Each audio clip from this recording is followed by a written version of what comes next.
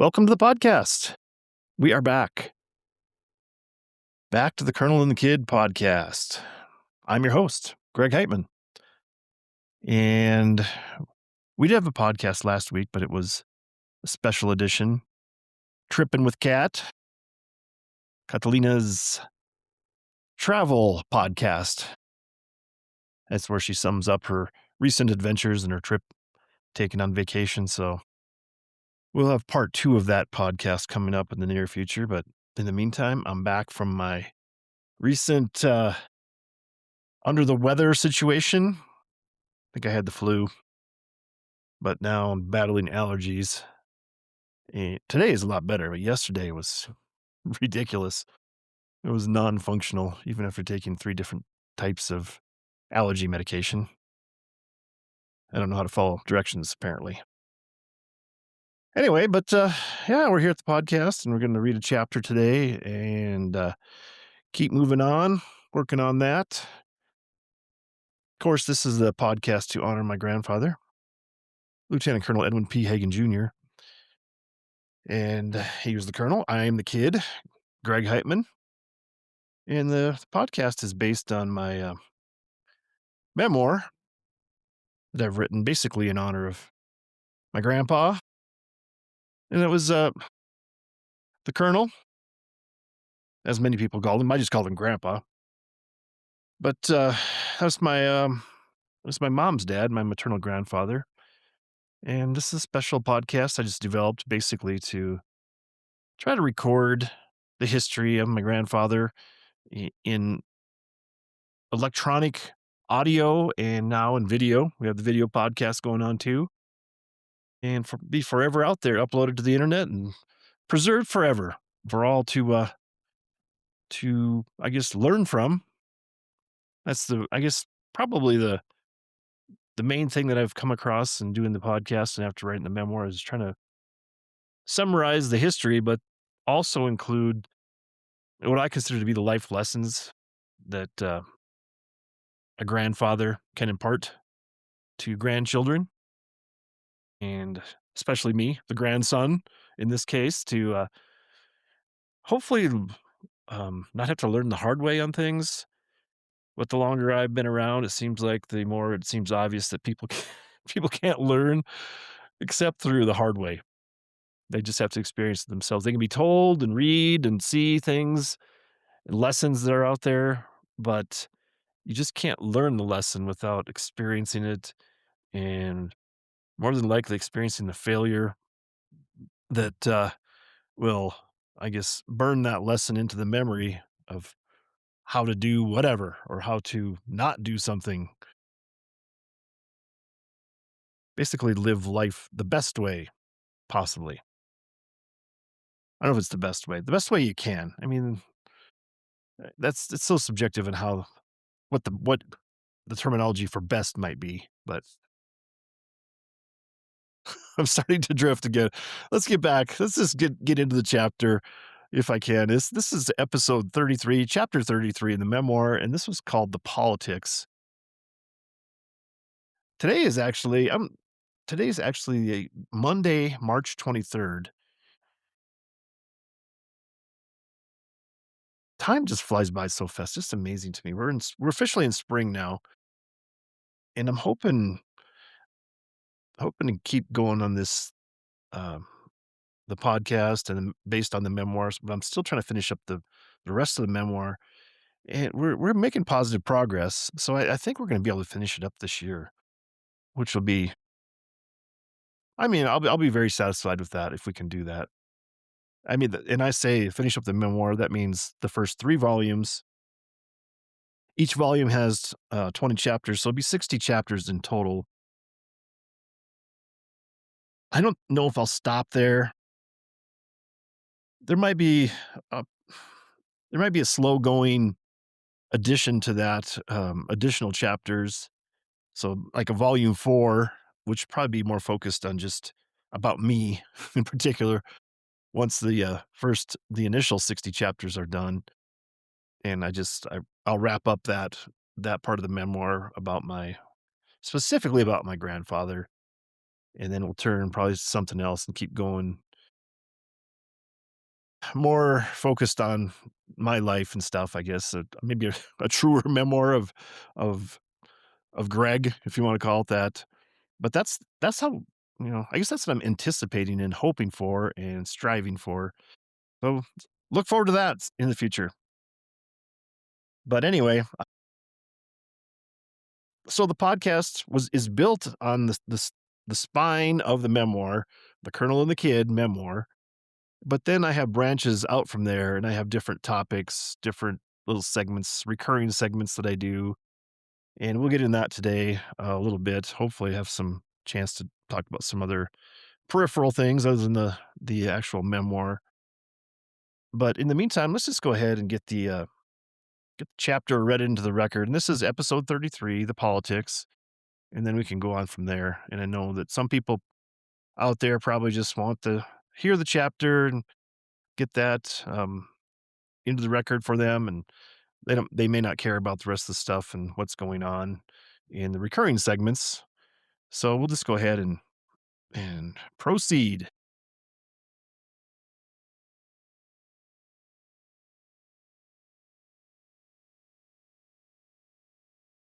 Oh, okay. Of course, it's not coming up. We'll find it here. Just hold on. Patience. Just one momento. Uno momento, por favor. There we go. I guess I closed it accidentally. Now I got it called back up. So, all right, the Colonel and the Kid, chapter 33, the politics. And this one's I guess it's a medium-sized chapter. It's about 1,000 words, but there's several photographs, so it might take a little longer. We'll see how it goes. We'll see how much time I have for peripheral stuff, but we'll go ahead and get this chapter into the record and then go from there and see how much time we have. Maybe we'll go a little longer today. I think I got time to do that.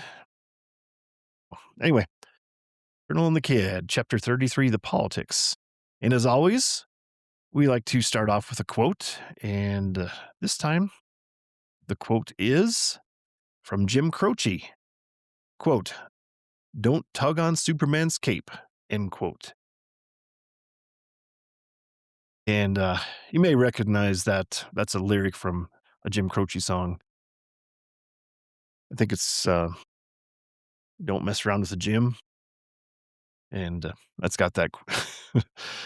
I think it's kind of a famous quote. Don't tug on Superman's cape. Don't antagonize Superman because you won't you won't like what you get in return. So anyway, let's get this chapter going. Politics wasn't a thing for Grandpa. I don't remember discussions of political philosophies, candidates, or anything related to the field of politics growing up. Grandpa was an American above everything else, a patriot first and foremost. I have concluded that Grandpa was the type of person that was not going to wade into the ugliness of political machinations, where relationships could be damaged with a few words that could be interpreted as insulting. I guess it was a topic that the adults just flat out avoided, because I never heard a debate, argument, or discussion about a president or any candidate for that matter. I'm sure people in general were just more well mannered in the old days, more tolerant, patient, and less confrontational. Ah, the good old days. Grandpa was a Democrat. As I understood it, that's just the way it was when you got back from the war and you had a family to support. President Franklin D. Roosevelt had guided America through the darkest days of the century. This shaped Americans. It was patriotic to be a Democrat. Plus, if you wanted a job, you better be correctly affiliated to compete with other employment candidates. I'm sure the seeds of the Democrat Party were firmly sown with Grandpa at the time of the war. I would say this, though. Grandpa was about as independent of a thinker as I've ever known. He was about doing whatever's best for the community, state, and country. Grandpa was not beholden to any political dogma. It shouldn't be surprising that Grandpa was appointed by a Republican governor, Bill Janklow, to the Fort Sisson Commission. Grandpa was the epitome of nonpartisan. He was perfect to support the mission of the fort, And a great popular governor, William J. Janklow, identified a perfect commissioner to assist in the effort to preserve the fort. Fort Sisson, originally Fort Wadsworth, was a U.S. Army post established in the Dakota Territory. In 1864, the Army constructed a military post to assist in the settlement of the West. No longer needed in the late 1800s, the fort was decommissioned and in private hands for many years. It was a hunting lodge for much of the time in the early 1900s. In 1959, the fort was established as the South Dakota State Park. Many of the buildings were in disrepair. It took many years to rehabilitate and preserve the fort. It is now a gem in the Glacial Lakes area. Hey, and we have our first photo of the chapter. And I'll read the caption, then describe. And the caption reads, I don't remember his name, but my new native friend took time to pose for a picture with me in 2012 in front of my sales booth at the Fort Sisson Festival. And the photo, I'll describe it here. This is it's me and a Native American gentleman. And like I said, I'm sure he introduced himself and told me his name, but he was he came by. He was just strolling past my booth, and he saw me in my little uniform. I'm wearing a period piece uniform for a cavalry soldier, and I have a cavalry sword in my hand, and got the cavalry hat and everything going on here to be a cavalry soldier in the 1860s. And he's dressed in the full native garb with tassels or buckskin fringe and buckskin vest and little headdress. And we're at Fort Sisson State Park. And why I was there to sell my book, Fort Sisson, Dakota Territory. It's a Western historical fiction book, and we'll talk more about that coming up here a little bit. But the picture is me. I'm just in front of my little canopy that I have set up, and we just have a little card table and chairs where I can autograph some books and sell them. I think I was selling books like $5 a book back then. I don't know, it's pretty good. Pretty good time. I think Caitlin actually helped me that first time I ever did it way back then in 2012. I mean, that's 14 years ago now. It's just unbelievable to me how time has just flown by. It's a pretty cool picture. It'd be more interesting probably if we'd have got in front of the brick buildings of the fort instead of in front of my modern canopy that's strapped down with ratchet um, ratchet tarp strap type stuff. And I would like to note in this picture that behind me, you can see it's one of the old berms for the fort, the walls, if you will, where I think in general, even myself, that when I think of like an army fort from the 1860s, you think of like the posts that they have these giant logs, maybe with spiky points on them, where they'd be enclosed and they'd be to protect you from the the wild the wilderness and then maybe the Indians, the wild Indians that are out there that might be attacking the fort, whatever. But this fort was set up. It didn't have a big wall around it other than these berms that they dug in and just built up the soil to try to, I guess, slow down anybody that might be trying to come to attack them.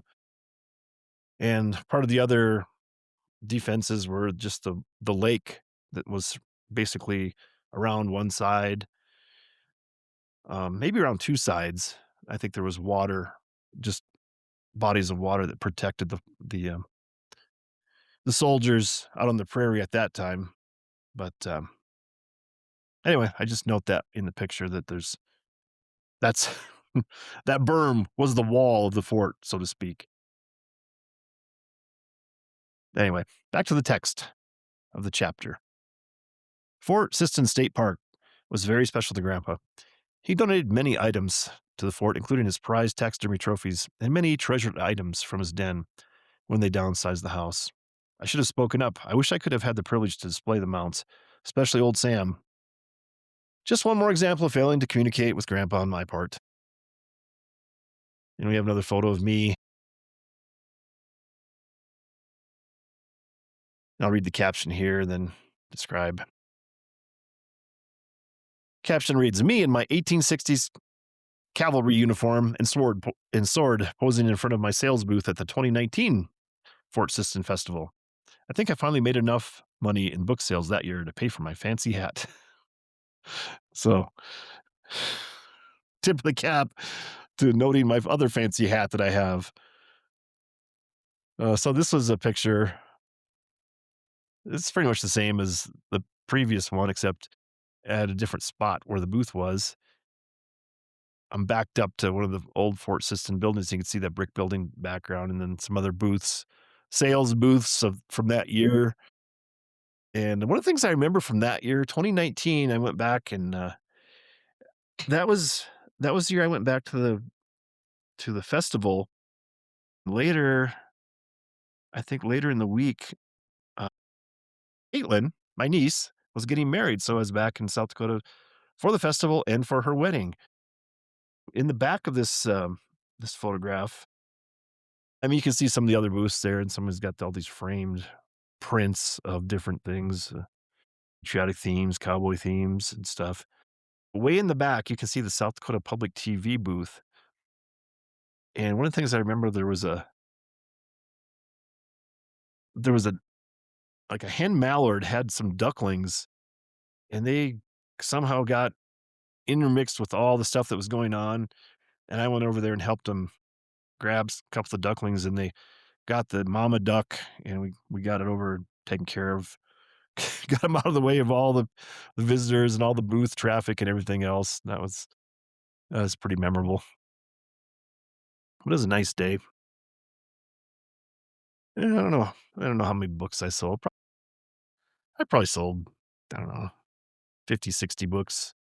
Maybe up to 100. I don't even know during those times up there. It's pretty fun. It's just pretty interesting to be out seeing all the people go by, and it's especially when the weather's nice. I know that it could be variable weather conditions up there, and even in early June. Anyway, back to the chapter. My first book, Fort Sisson, Dakota Territory, is dedicated to Lieutenant Colonel Edwin P. Hagen Jr., an officer and a gentleman. It is a small token of my appreciation to the man that was my grandfather. And then we finally have a picture of the book itself. This is the picture of the front cover of the paperback Fort Sisson, Dakota Territory by Gregory L. Heitmann. And I put a little ribbon thing on this particular publication that says Special 5th Anniversary Edition. And I think now I don't know what the copyright. I don't have that book handy, but I think I'm gonna guess. I think that book was published in 2009, so that'd be like 17 years ago now. And I still have that special 5th edition anniversary cover. So if you order it from Amazon, a paperback copy, it still says the 5th anniversary edition, the 12 years ago. So I should update that little emblem and maybe the cover itself. I like the cover. The cover of the book, it's actually one of the I think the first year I was up there for the festival, I went over and had my old Canon camera, and I took some pictures of the demonstration of the cavalry, reenactors on the parade grounds of the fort, and I use some Photoshop stuff to put that cover together. Maybe it's a little there's a little filter, so it's more of a modern, I don't know, I won't say pointillist type. I won't say pixelated, but it's not like a true sharp photograph. It's more artistically rendered photograph of the um, cavalry, cavalry members riding a horse, and they're holding up the United States flag, a period flag of that time. I don't know how many stars were on that during the 1860s. Let's say 25, maybe 30. Figure that out. There's a question for you in the notes for you listeners. Maybe you can reply and respond to my podcast or video podcast. It's going to be available on YouTube. And I'll post these pictures on the video podcast. And then somebody can tell me how many stars there should have been on that flag for the during the 1860s. I mean, just prior to the Civil War. That's the era of that book, Fort Sisson, Dakota Territory. Again, historical fiction book about the area and some of the goings ons of that time. But I don't know, it's pretty good. Still like it. Back to the chapter. Fort Sisson, Dakota Territory is a historical fiction account of the fort and actual events set in the late 1860s. It was a big step in my writing career. I've published 8 other books since that time. Twice I've participated in the Fort Sisson Historical Festival, renting a booth and selling books to the attendees. What a great time. Both times I participated, the weather was perfect. Sometimes you can get rain or even winter-like conditions. It was a bluebird day on both occasions. I look forward to my next chance as a participant in the event. And I'll put a little parenthetical comment on that paragraph that I did go up for a third time, and I had Angela come up with me, and that was in 2024. Yeah, pretty sure it was June 2024, and she came up. She's, from Santa Fe, and I was living in Fort Pierre at the time, working my final year with my job up there, and applied for a sales booth, and she drove up, and we drove up to stayed in Britain at the one of the hotels there in Britain, and traveled up to Fort Sisson State Park for the 2-day festival. And we had a really good day the first day, and the second day the weather kind of deteriorated, and we only had the booth open for maybe 2 hours or so, and the weather got really windy and kind of rainy and cold, so we shut down early that day on Sunday.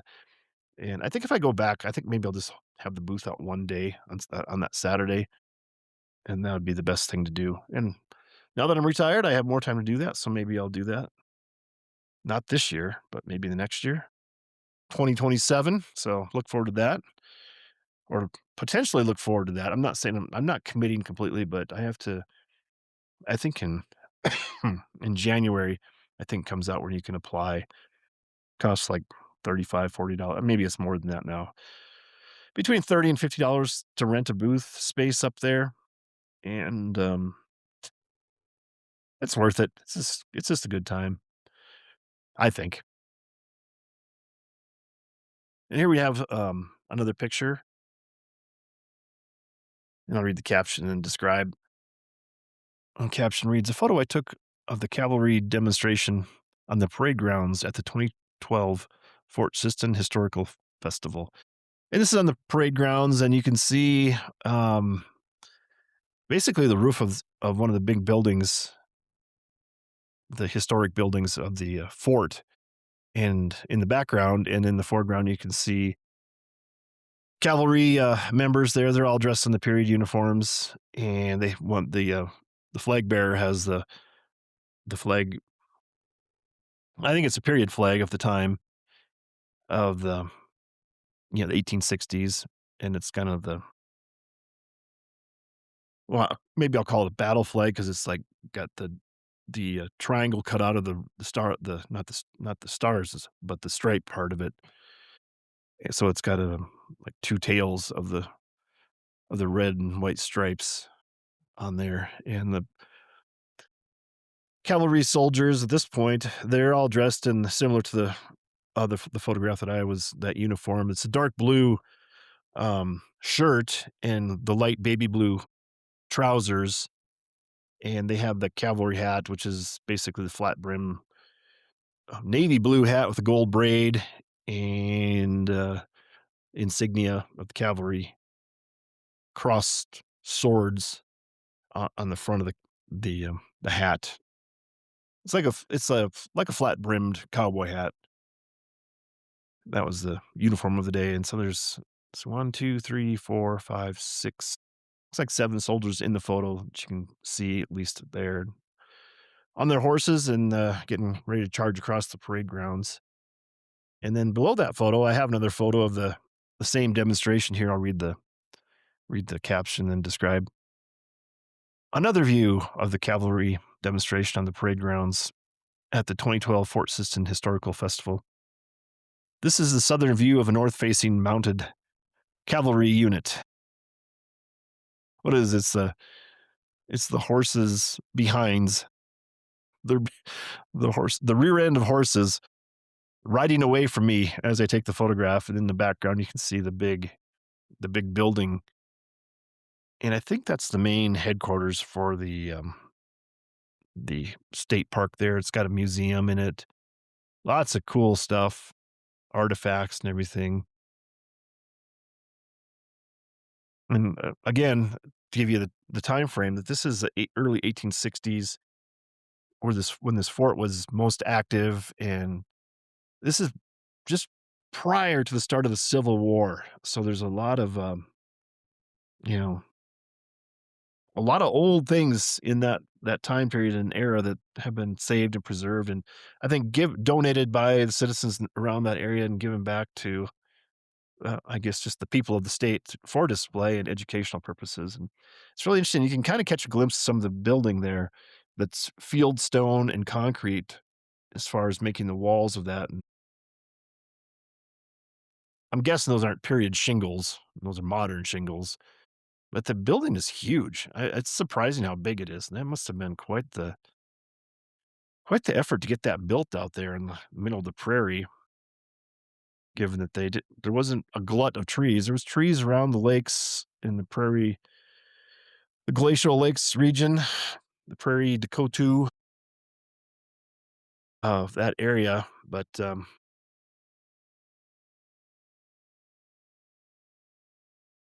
pretty good architectural feat, I think, to get the building constructed. And here's another photo. I'll read the caption, then describe. Caption reads: A view of the infantry demonstration on the parade grounds at the 2012 Fort Sisson Historical Festival.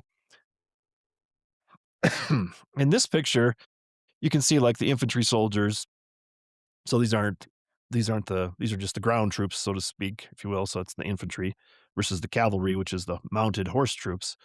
And these guys got their long muskets that they're holding. They're in sort of a formation, and they have the front row. There's probably about, I would say, let's call it a dozen soldiers in this little formation, and the front row, the front line, is kneeling, getting ready to shoulder their rifles and aim at an enemy. This is just a demonstration of how they would march across the parade ground and then um, deploy for engagement with enemy troops. And so then you have the rear six soldiers, let's say, that are standing, and they're going to provide the top layer of fire, I guess.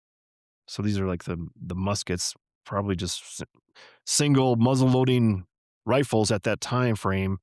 So there'd be a lot of alternating firing and reloading to try to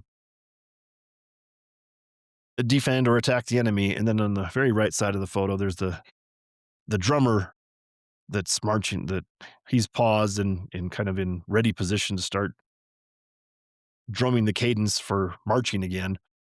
But here you can get a better view of the building in the background and the fieldstone walls and concrete that were part of the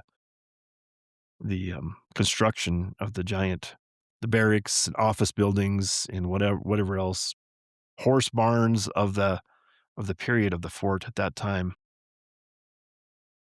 Pretty good picture. And then below that, here's another picture, and I'll read the caption, then talk just a little bit. The caption reads: A member of the infantry demonstration team looks on as the cavalry demonstration is performed on the parade grounds at the 2012 Fort Sisson Historical Festival. So I took this picture, and kind of in the very close foreground is like the period infantry soldier standing at parade rest, I guess, with his rifle in front of the cavalry troops out on the parade grounds. And on the left side of the photo, it's kind of like the soldier is mostly in silhouette, and on the left and on the right side of the photo, it's just like a big cottonwood tree trunk, kind of framing the photo of the horses and soldiers out on the field. And it I just really from an artistic standpoint, this photo is pretty good, pretty decent photo I took myself, if I must say so myself. So enjoy that, looking at that photo and seeing that again here. There's a lot of big, I should maybe mention, there's a lot of big cottonwood trees that are surrounding the buildings and in the Fort Sisson State Park. So it's really nice and green and just really, what they call it, Chamber of Commerce weather for the tourists to come out and see all the demonstrations and see all the historic stuff. And it's amazing how many people come out there, and they have camping sites so you can camp out there. And there's a lot of people that spend that Fort Sisson Historical Festival. It starts on a Friday evening, goes all day Saturday, and it goes through the end of Sunday. So it's pretty neat event. And if you ever get a chance, here in South Dakota during the first weekend of June, that's when it's held. Stop by and see it. Or if you're just in South Dakota, you want to go see something a little different, kind of out of the main, off the main highway type, kind of a just an educational site, the Fort Sisson State Park up there. It's really beautiful, beautiful area. And just highly recommend it if you ever get the chance, if you're in the area, want to see something different and peaceful. I mean, the during the festival, it's very busy, but I think during the rest of the year, off season, you'd probably be surprised to see another 2 or 3 parties at the same time. You are out there going through the museum and stuff. So highly recommend it. But anyway, back to the chapter. I return full circle to the politics that I started out with in this chapter. Title and my quote: "Don't tug on Superman's cape." It runs in the family. I couldn't resist returning some of the teasing Grandpa laid on his kids in the old days. There I was, tugging on Superman's cape. What some might call a warped sense of humor, I came up with a plan to play a joke on Grandpa. In 2001, I gave Grandpa and Grandma Christmas gifts of cartoonish bobbleheads. Grandma got a Bill Clinton, and Grandpa got designated a George W. Bush, former presidential bobbleheads. Grandpa, ever the gentleman, graciously accepted the gift without a disparaging comment. And I have a photo of that bobblehead. And I'll read the caption and describe. Photo of the bobblehead of President George W. Bush that was returned to me. I'm not sure what happened to President Bill Clinton bobblehead. I'll have to ask around. And it's just a photo of it's probably like a 6-inch tall bobblehead, and it's a kind of a cartoonish likeness of George W. Bush. He's got his hand up doing this, and I'll put this photo into the video podcast. And I dropped a ball, of course, like typical. There's always something in the podcast that seemed like I forget to do or grab or something. I actually have this bobblehead in the back room. I should have brought it in. It's still in the box. I could have held it up and displayed it here in person, but sorry about that. So those just listening to the audio don't care anyway. But if you're watching the video podcast, I'll put this photo up, and maybe in a future podcast I'll have it in. Maybe I'll display that behind me, the shelf in the future. But it's really cool. I don't know whatever happened to the Bill Clinton one. I wonder if Kathy's got it. Maybe she has that down in her stuff. Maybe I can ask my mom, and my mom quiz Kathy and see if she's got it. So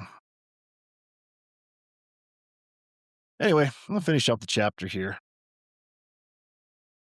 Colonel was a much bigger man than me. I'm pretty sure nobody would argue that point. Kind of an example of the American spirit.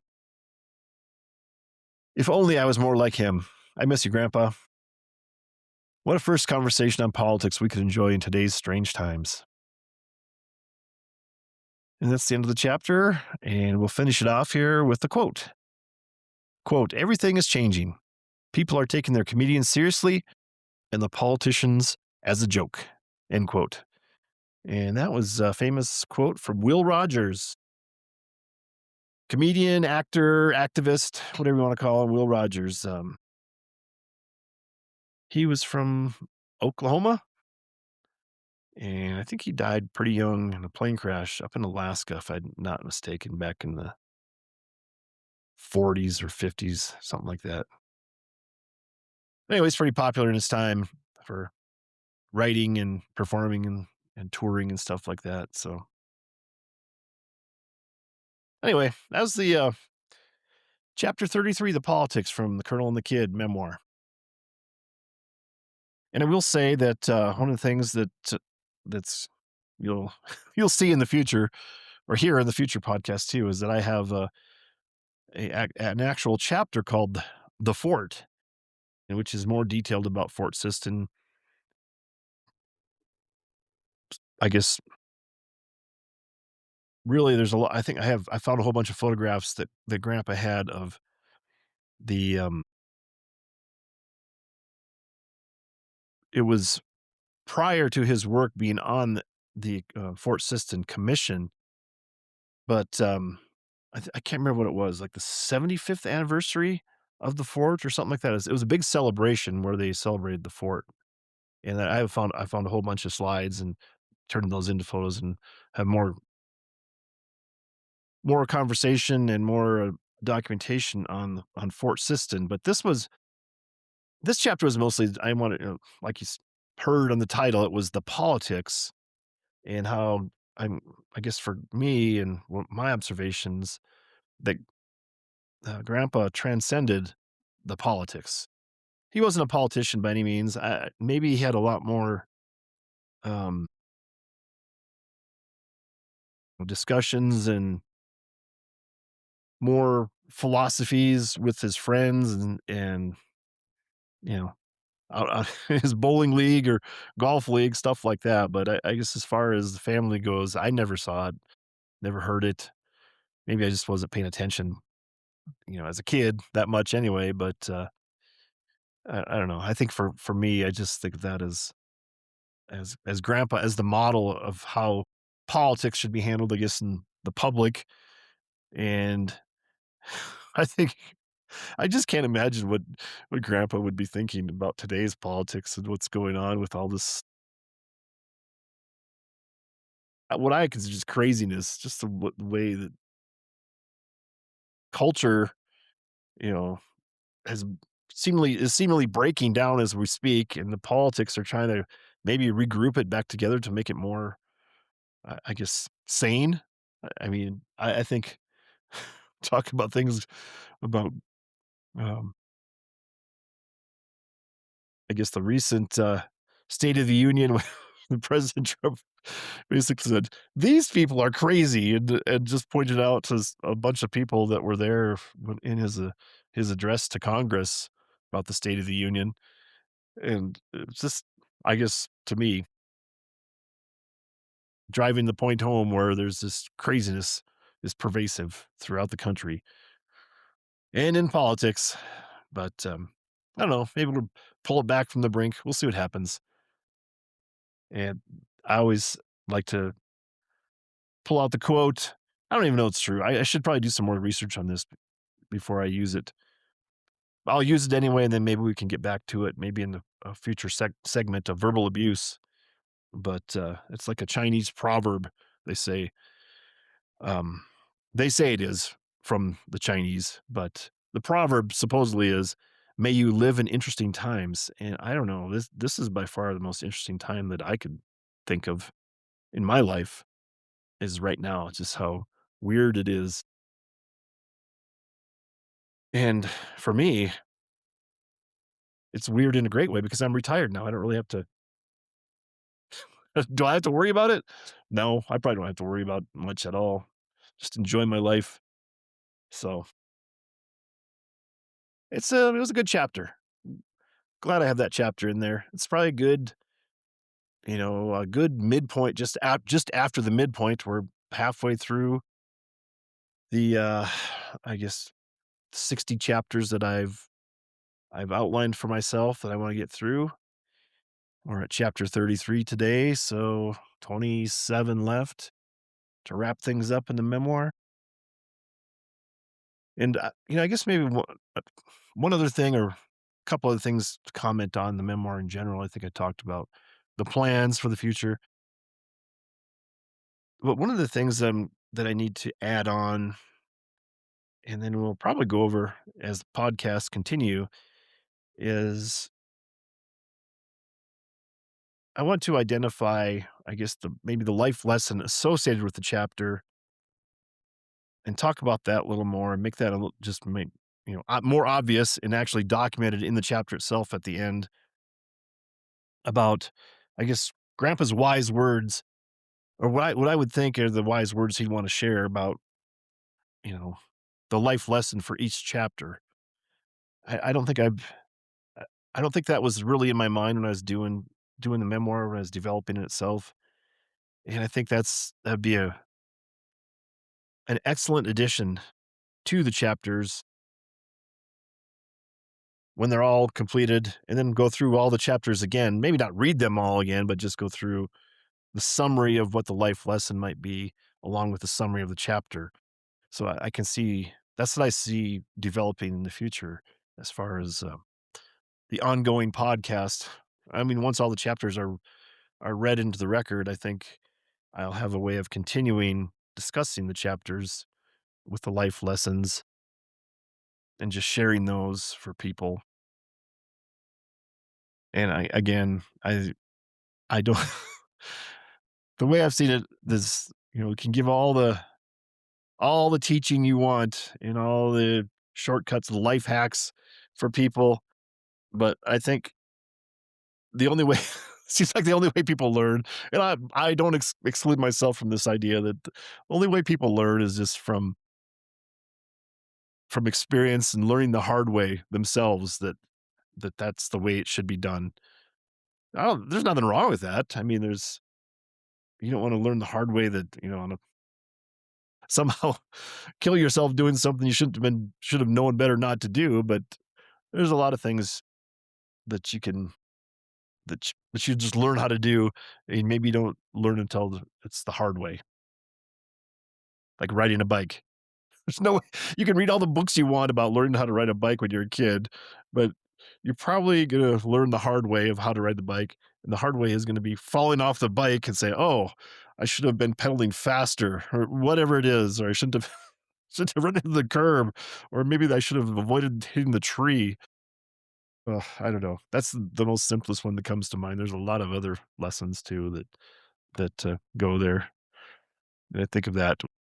I think of like my younger brother Garrett learning how to ride a bike when he didn't know how to stop his bike. He would just like jump off and let the bike just go by itself when he was a kid. I think that was when we lived in Billings, Montana is when he learned to ride a bike, and it was like this heavy, super heavy duty little kid's bike. And I remember him getting the training wheels off and then trying to learn how to ride the bike and never be able to stop and just like sit on the bike and remain upright. He would just bail off the bike and let it go and run alongside and let the bike just take off and roll to a crashing stop by itself. So there you go, Garrett. If you're listening to that, um, I hope you enjoyed that memory. And if that memory is incorrect, you'll have to tell me, and I can correct it for the record, because I do have a recurring segment in the after podcast. I don't know if it's the after podcast of the chapter, just the podcast, a recurring segment where I call corrections of stuff that I've maybe misstated or mistakenly said, or who knows. My my dyslexia, which is not a thing. I don't have dyslexia, but I don't know if I believe in dyslexia to tell you the truth. For other people, there's just that they just don't know how to read well, which is it's something that again, life lessons and learning things the hard way. One of the life lessons is that you have to practice a lot to get good at anything. I think I mean you can be good right away at doing something, but if you practice more, then you can become even better. But you're not going to become great. I don't think you'd be great at anything immediately. You have to practice so much to start to be even good. And the more you practice, then you get to great. And then you can get to be an expert. Then you can get to be the best, excellent, excellence. And then you can be the top in the world. But to be the top in the world at anything, you're gonna have to practice. That's it. So coming back full circle on that, if you're quote unquote dyslexic and you don't read very well, just practice reading. Pretty soon, you'll be able to read better. Those words and letters won't be all jumbled up. You can just read it and you learn how to do that with practice. So there you go. Oh, there's today's life lesson. All right, let's get back to the rest of the podcast. And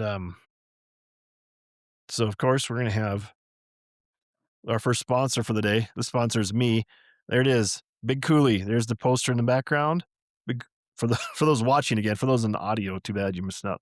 I'm holding up the book, Big Cooley, and I hold this up as the first advertiser for the day. Get your Charlie LeBeau mystery series book, Big Cooley, through Amazon.com. And I there's a big announcement. I am working on the next book in the series of the Charlie LeBeau mysteries. It'll be book number 6. There's 7 total coming, and this is book number 6. I'm editing it myself. I'm going to send those edited chapters to my official editor, Gwyneth, in the near future, and then she will be putting those. Well, she'll be reading them and putting the finishing touches on those, so I can finally get that compiled and completed. And then we'll have another book number 6 in the series. Lake Traverse, it's called. So that's big news. I got the first 2 chapters done. I'll get those sent over to her coming up here pretty quickly. And hopefully have another book out this summer for those of you that have been waiting patiently for that to happen. Hopefully we'll have it out in 2026. I am not just sitting around doing nothing in my retirement. I'm actually going to have something completed, hopefully. So that's the big news that I wanted to share today, and which leads us to the second sponsor for today's podcast, and that is, for those of you watching, O'Farrell Hat Company. I'm wearing the O'Farrell hat that they gave me, that I won from my Rocky Mountain Elk Foundation raffle from 2017, 9 years ago. Wearing the hat again, and I got the hat box cover over there put up. And I am going to note that I do have the Vikings LED lighted sign that Stevan gave me for Christmas. Got that going, and I was just kind of curious. We're like 48 minutes into the podcast, and I haven't. It's still powered on. I have it on the charger, little battery charger I use for my cell phone, as a spare battery charger in case I lose power if I'm out traveling or something like that. And I thought it usually shut off after a half hour, but apparently it's still going good. So trying to note the time of how long that will run on that charge. I mean, it seemed like it doesn't run out of battery. It's still charged up, but it seemed like it would shut off after a half hour for whatever reason, maybe just as a not like a safety function, but just as a preservation function for the battery itself. So anyway, I find that interesting. This is sort of an experiment to see how long that will last. And I'll note that for the record. But I think I did mention that we did have a previous podcast, whenever that was, last Thursday, and it was Catalina's vacation podcast. As she named it, she calls it Tripping with Cat. And we got part 1 is available, and part 2 will be coming up in the near future. It was her trip to Orlando and the parks down there. So last time we went over the Animal Kingdom and Universal Studios parks. So I think she's got Disney World and whatever, I don't know, whatever the other one is. So look forward to that in the near future. I think the the most interesting thing that came out of that of our conversation on that podcast is that that we talked about having merchandise, and that'd be awesome. I'd like to get some merchandise with her uh, for sale on that. We were talking about black. I guess what I was thinking was a black T-shirt, and we get a little like white printing or hand printed and hand drawn. I figured like a cat.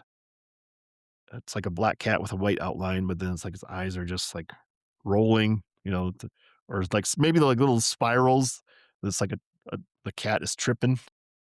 So I don't know. I think there's a lot of potential in a logo like that. Maybe I'll do some sketches and we can get that figured out and we can actually sell some stuff. I mean, not I don't know how much that would cost to do, but not that we were not well, this is a big money making endeavor, but just more for fun and just have some weird t-shirts out there people like wearing. I can just picture that people wearing those and people like, what does your t-shirt mean? And just weird questions people might have. Promotional t-shirts for her podcast. So hoping to go forward with that. It's just there's so much stuff I want to do and there's so little time. Just it's it seemed like I'm just so scattered and busy all the time, trying to get things organized, trying to get my writing back on track, get some stuff published, get the memoir finished up. It's one thing after another. It seems like I just don't have enough hours in the day to really sit down and get everything done. Well, I'm working on it. Hopefully we'll make a dent in things sooner than later. Like I said, we got this was chapter 33 today, 27 left. So we started in September. I can't remember if it was let's call it early September. So we've gone September, October, November, December, January, February, March. So we're pretty much done with March. 7 months in, and we did. We're halfway through the podcast, the recordings of the memoir, Colonel and the Kid memoir. I figure if we I think we'll easily get it done this year in 2026, even if it takes 7 more months. I think we'll be rolling better. Just you just get better at it. Like I said, you practice anything if you want to get better at it. So we're not like we're practicing, we're just doing the podcast. You just get more experience behind it. So each different session kind of just layers on top of it, and you get just better at doing it. Um, Starting it up, doing the inserting the photos, doing the editing, doing whatever. You just get better at it. It takes less time. Not that it isn't still tedious, but it just I don't think you can not get better by just repetition. It becomes muscle memory of doing stuff. So hopefully things keep going in a positive direction. I'm cautiously optimistic that yeah, we're gonna get some stuff out there, new stuff out there, and keep moving forward. But look for look for cats tripping with cats podcast part two of that vacation summary coming up here. It'd probably be in April. I don't think it's going to be before Easter or anything like that. So mid-April. Let's call it that as a target. It was actually kind of funny because I probably wouldn't even done a podcast, but she was like kind of insistent on it last Thursday. I still wasn't really, I still was a little bit under the weather, but she was wanting to get, I guess, get going on it. I think before the memories got too old for her because it was probably a month and a half ago when they were on their vacations. Well, yeah, it was February. It was almost 2 months ago because it was February 1st through the 7th, I think, when they got back. It's like 7 days. And here we are, well, not April, we're March 23rd. So time goes by. Memories fade. And that's what's weird about even the memoir and stuff. I just don't even know for sure how accurate and close. this this memoir is. I mean, as far as how I can recall things, and I really have a lot of self doubt about how accurate my recollection of stuff is. Just imagined it or imagined it being that way. Maybe it was similar, but it was who knows. I don't know. It's very the mind is very weird, I think, when it comes to this stuff. What you want to be true versus what is true. But anyway, one of the things that was going on while they were on vacation, and then even later when I was Esteban was going on for his work trip and I was taking care of the dog. I wanted to talk about dog sitting. So it's not a recurring segment, but just a summary of dog sitting. And there's the cliche. There's so many cliches that I've experienced during that dog sitting time. It's not like I'm totally unfamiliar with dogs. I mean, I had a dog for a while, went way back when, 30 years ago, I guess now.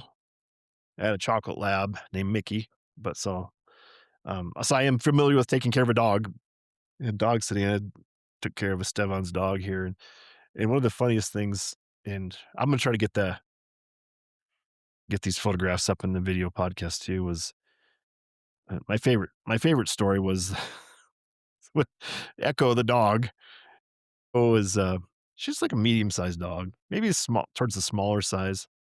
She's half husky and half pit bull, and she looks really cool.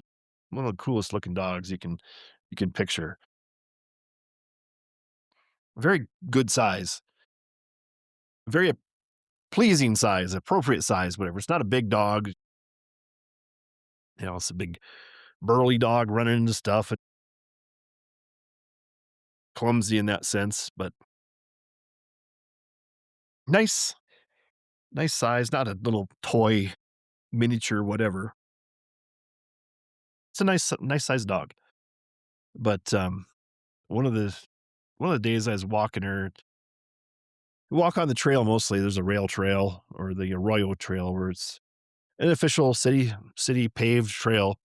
But then to walk over and then walk back to my house from the trail or to the trail, got to walk through the neighborhood.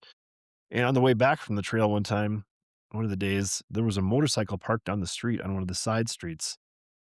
And Echo saw that motorcycle and I just didn't recognize what it was. So she was like, just stopped and staring at it all stiff, looking at it and started barking at it. And, it was just a motorcycle parked there. There was nobody around. And so I brought her over, walked her. She was on the leash and I walked her over to the motorcycle so she could see what it was and identify it and just, you know, not be scared or whatever was causing her to bark at it. So it was so funny to me that she just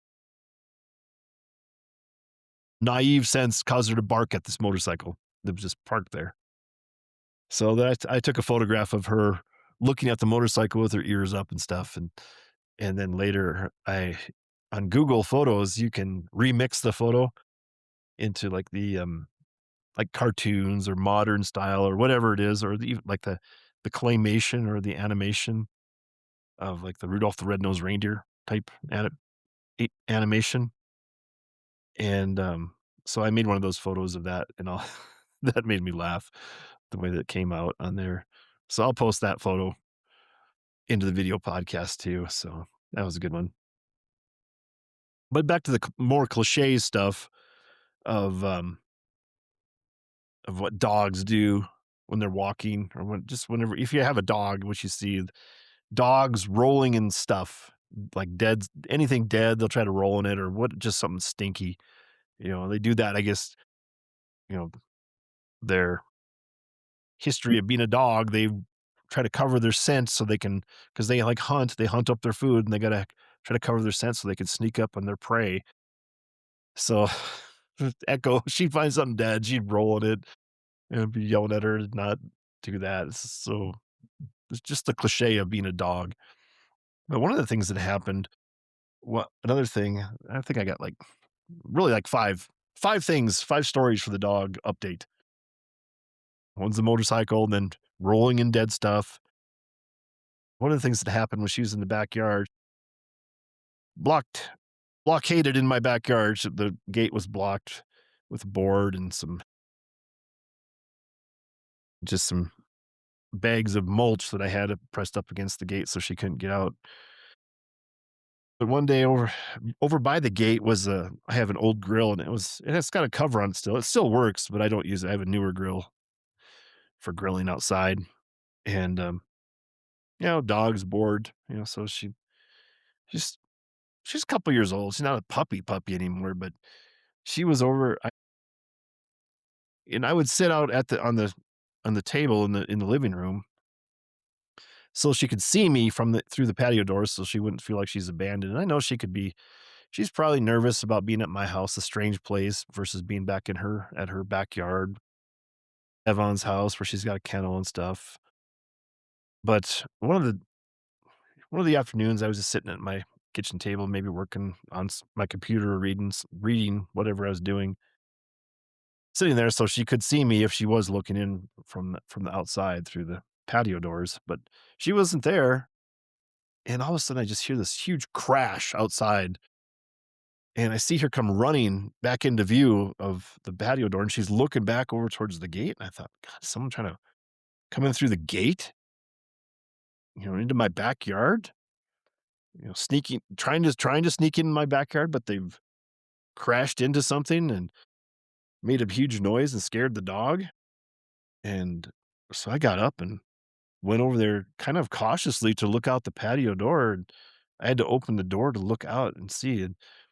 And what happened is apparently Echo she was chewing on the grill cover and the grill was this kind of like some pea gravel over there. So it's kind of a little soft. There's kind of a pretty good layer of pea gravel right along that gate door and I just had that grill pushed up against there, and she must have been pulling hard enough, tearing up the bottom of the the grill cover and pulled the whole grill over.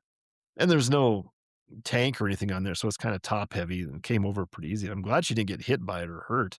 Could have easily just smashed on top of her. Maybe it did, I don't know. But, made a huge noise and scared the heck out of the dog, but it was funny to me that funny after the fact that everything was okay, but pull the pull the whole grill over on top of yourself when you're chewing on something, you're doing something bad as a dog. She never chewed on the grill cover again, I don't think, during the whole time that I was watching her after that, but it's interesting. Yeah, but, um, one of the other things that happened was consistently when I'd walk her is she's of course, dogs sniff. That's all they do is they're sniffing around everything all the time. Then she's marking her territory. She smell other dogs' markings, pee on everything and anything and everything all the time. So she'd be sniffing constantly, but one of the things she would sniff up, she would find, like, food all the time, or chicken wing bones or spare ribs. I don't know, there's just all kinds of stuff that people just throw out their windows, I guess, as they're driving down the street if they're eating something. And especially in this area where I'd walk through consistently, there's some new construction going on, some new houses being built. So those workers over there, I guess, have their chicken wings or chicken or whatever they're eating, um, parts of hamburgers, whatever, tacos that they didn't wanna finish, they just throw them on the ground, and then I don't notice it, and so that dog's really, really sniffing, she'll stop, and I'll be just waiting for her to I always was thinking she's just gonna mark her territory, but then she'd find some food, so she'd be like one time most of the time I couldn't stop her in time, she would eat the food before I could get it. But one time I was looking, trying to see what she was smelling, and there was one of those pink, like, snowballs or whatever, those little Hostess can cakes or whatever they are. I could see it. She was sniffing, she was on her way to being able to just, like, 6 inches away from being able to be on top of it and grab it, so I was able to see it and spot it before she got it and pulled her leash back, keep her from eating some Hostess snowball or something, those pink snowballs. That was one of the things that was always happening when I'd take her for a walk. She'd be trying to find food. I don't know, maybe she's starving. That's the way of the dogs. The dogs are always I think dogs are hungry all the time because that's their nature. When they were throughout their history, they were always looking for food, looking for the next meal. It was always a challenge. So it's inherent in their DNA to try to find and sniff out food. And finally, the last dog story that I wanted to share while I was watching the dog is that, and this is not to be sexist or misogynistic, but it's going to sound that way, but because it's true. This is a true story that women can't control dogs. It's just unbelievable to me that and dangerous, especially bigger dogs. 100-pound dog, the strength of that dog, of 100-pound dog, is no joke. And these two women, I was walking one way on the trail, and they were coming towards me, and I'm trying to, I can control Echo. She's probably like, I'll say 30 pounds at the top end, if that. Between 30 and 30 to 40. Maybe not even that. Maybe it's 25 to 30. These women are coming downhill and I'm going uphill, and they have these two big, each has a big dog, and I don't think they have the leashes tied around their waists, but they're just trying to hold them. They're not mean dogs. They're just big dogs. And dogs are dogs. They see another dog, they like to check out the other dogs. And these women couldn't control the dog. They were being pulled by these dogs, and the woman's like, I can't control the dog. He's just pulling me.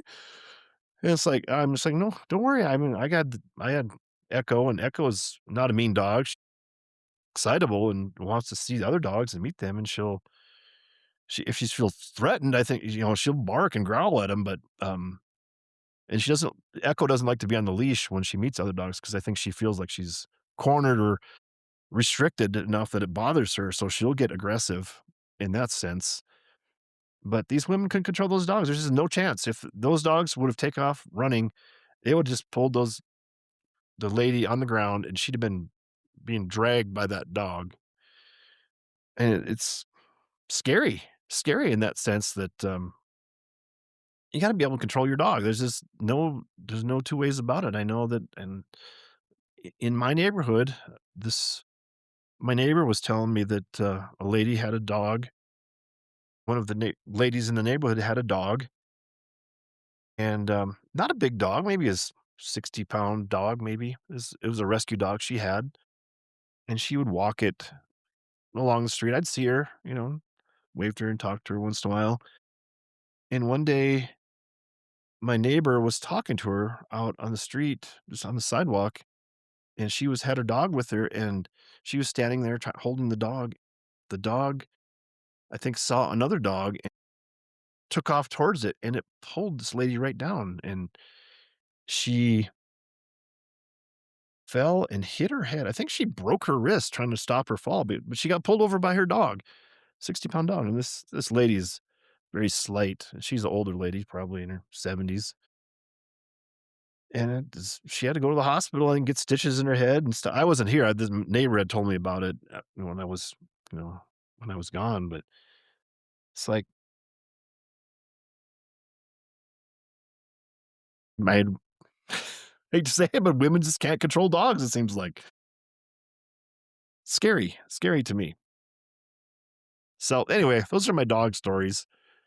I'll leave it there. I know it sounds like I'm sort of just total sexist and misogynist talking about women not being able to control dogs, but it's quite evident to me in the experience that I've had that these are facts and not just generalizations.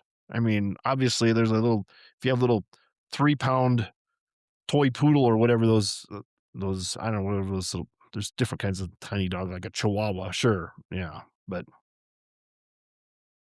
it's kind of scary to me. And you should know your limits.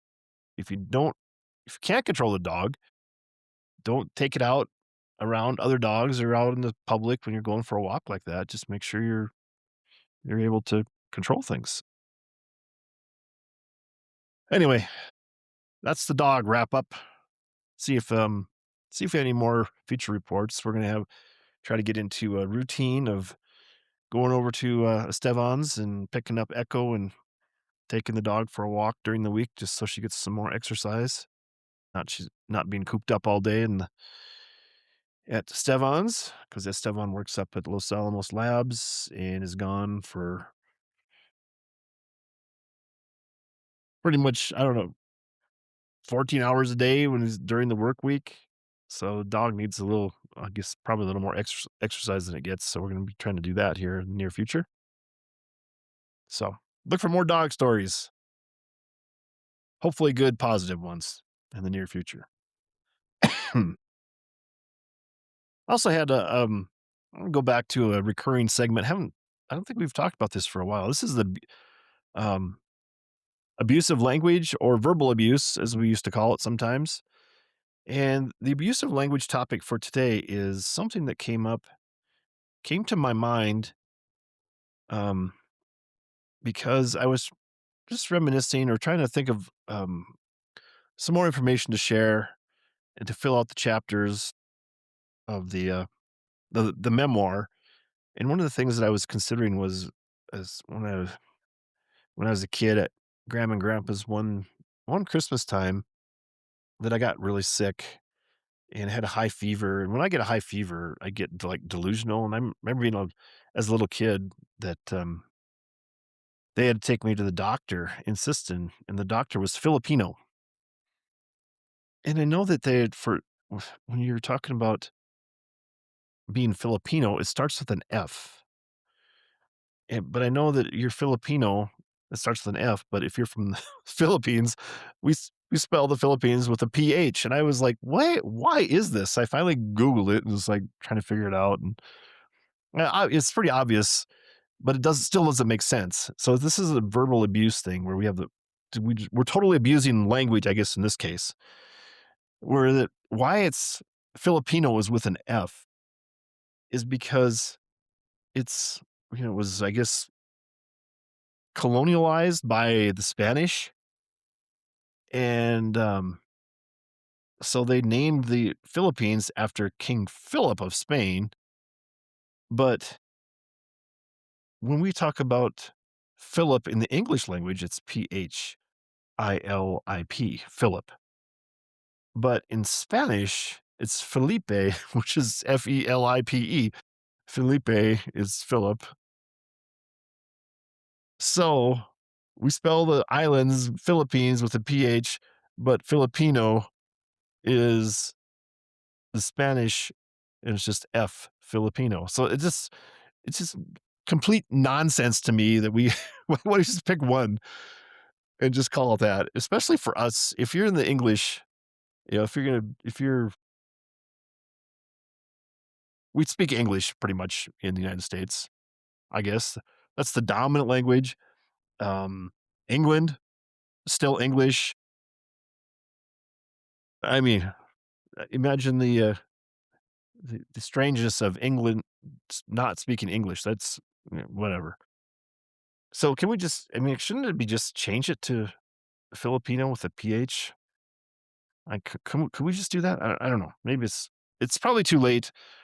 But anyway, the point is, I went to a Filipino doctor when I was a little kid. I was thinking about that, and it's always bothered me. And in fact, I was having this debate to myself too. It's like, isn't Filipino? I was thinking Filipino is spelled with an F. And I think I did look that up. I was, yeah, it is. I was doubting myself because I thought, well, maybe I'm just not, maybe I'm misremembering it. Maybe it is Filipino with a PH. Anyway, let's move on from that because it's just so strange. We just live such a strange world where the nonsensical um, use of language in this case. So we're just gonna leave it at that for the time being. I would I guess I'm gonna probably wrap it up here. I wanted to do a final thing. It's been a while since we've had it, and I had a I think the last chapter that we had for the Colonel and the Kid podcast, chapter 32, I think I had a fail on the music update. and we're gonna get that in because I want to do the crazy list. These are songs featuring crazy. I'm not gonna do that today, but I think we'll try to get another chapter in this week. The podcast done this week, and then we'll. I think maybe that's my commitment to that is we're gonna do that. I have a whole write up with all the crazy songs. I'll go through the list of the crazy songs. Also include the mental health. I think the list was called the mental health list, but they feature mostly songs that have the word crazy in them someplace. So we'll go through that and then talk about that. But today's music update, just a quick thing. I guess there's been some sort of declaration that we can't have some of the classic rock songs are going to be disallowed now, like "Cold as Ice," "Waiting for a Girl Like You," "Urgent." These songs are going to they're kind of banned, I guess, because they're by foreigner. So with all the new regulations and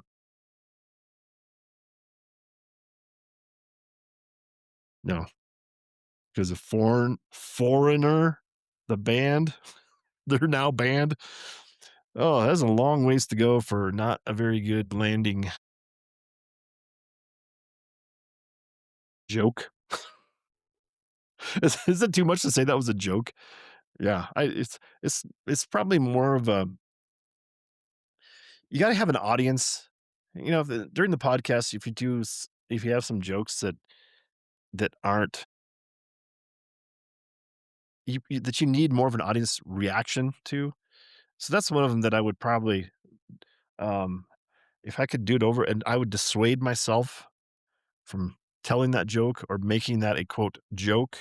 I'm doing air quotes now with my fingers for those people that are unable to see the video podcast. So I don't know any other foreigner songs. Cold as Ice, Waiting for a Girl Like You, Urgent, Jukebox Hero. I should have probably included that one in there. You can't play that song anymore because they're foreigners songs. And with all the illegal immigration, we sure don't want foreigner songs in this country. Maybe I just didn't work it out enough. Maybe that's a little better. Maybe a little funnier there. And this is a good example of the podcast of thought processing, working out a joke. It's just seeing how things percolate and maybe rise up to the top in this situation.